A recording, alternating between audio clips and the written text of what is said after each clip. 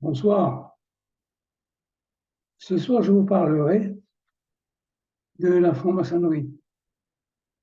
C'est un message que j'ai reçu le 15 août 2010 à 17h10 de la part de Kaetel, qui est un des archanges du groupe sacerdotal Melchisedec, qui m'enseignait. Voilà ce qu'il me dit. Marc, c'est Kaetel qui te parle ce soir. Vous êtes arrivé à un point de votre histoire planétaire où la franc-maçonnerie se livre au combat, une obédience contre l'autre. L'une foisonne dans le social, contrecarre vos lois afin d'installer dans un régime social-démocrate une forme dévoyée de la vérité par rapport à votre bien-être aujourd'hui et demain. C'est dangereux.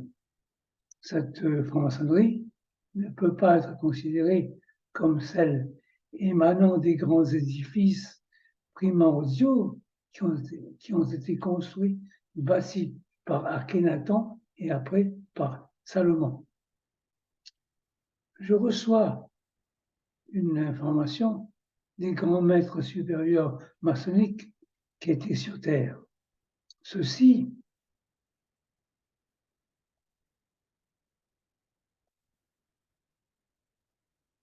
ont implanté la vraie maçonnerie universelle. Elle est née du temps des pharaons et instaurée par eux. Ils ont été les grands maîtres fondateurs.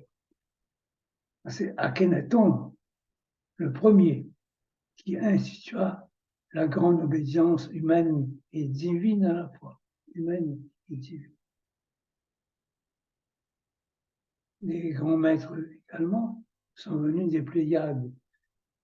Les Pléiadiens, avec certains pharaons, ont instauré la franc-maçonnerie de base. Les grands fondements ont été mis en place à partir de leur venue aussi et de leur arrivée sur la terre. C'est ainsi qu'à l'époque, pour être initié à la franc-maçonnerie, le rituel était un peu plus différent, très différent de celui qui se pratique actuellement dans toutes les obédiences. Le récipiendaire était admis dans une salle spéciale du temple. C'était une sorte de cabine de réflexion, de recueillement et de méditation aussi. La grande salle d'initiation, qui était de grande dimension par rapport à celle de maintenant, avait son sol fait de marbre blanc. Sur ce sol était dessiné un cercle au milieu. Le novice, le néophyte, le non-initié, en arrivant, devait se placer au milieu de ce cercle qui devait avoir 2,30 m de diamètre. Durant cette cérémonie initiatique, afin d'appartenir à la loge, à l'unique obédience de l'époque, il se passait des choses. 3 mètres déposés au-dessus de la tête du récipiendaire, un pentacle de grande importance que l'on me fit voir, mais dont j'ai perçu l'aspect sans comprendre ce qu'il avait inscrit, compte tenu du fait que je ne suis pas initié à ces loges. Il y avait la nature du parchemin qui était curieuse, ça a été en peau d'animal, ça c'est sûr, je l'ai bien vu. Le dit pentacle était tendu environ à 1 mètre au-dessus de la tête du novice à genoux. À genoux. Cet objet rituelique était ensuite tenu par 4 maçons, vêtus d'une tenue particulière. Leurs vêtements ressemblaient un peu à ceux des pharaons. Ils portaient une tunique blanche ornée de galons dorés, rouges et or. et orangé. Ces francs-maçons avaient une ceinture en soie de couleur bleu clair. Leur tablier leur arrivait jusqu'aux genoux. Ils portaient